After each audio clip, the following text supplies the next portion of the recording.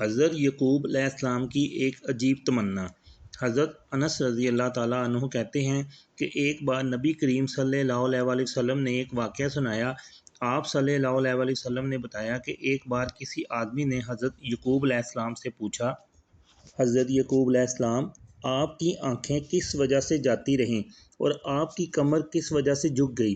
حضرت یعقوب علیہ السلام نے جواب دیا، آنکھیں تو یوسف کے غم میں روتے روتے جاتی رہیں اور کمر اس کے بھائی بنیامین کے صدمے میں جھک گئی۔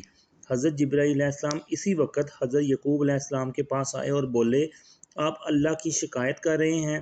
حضرت یعقوب علیہ السلام بولے، نہیں، بلکہ اللہ تعالیٰ کے حضور اپنے غم اور دکھ کی فریاد پیش کر رہا ہوں۔ حضرت جبرائیل علیہ السلام نے فرمایا، آپ نے اپنا جو دکھ بیان کیا ہے اللہ تعالیٰ کو سب معلوم ہے۔ پھر حضرت جبرائیل علیہ السلام چلے گئے اور حضرت یعقوب علیہ السلام اپنے کمرے میں داخل ہوئے اور کہنے لگے، اے میرے پروردگار، کیا تجھے ایک بوڑھے آدمی پر رحم نہیں آتا؟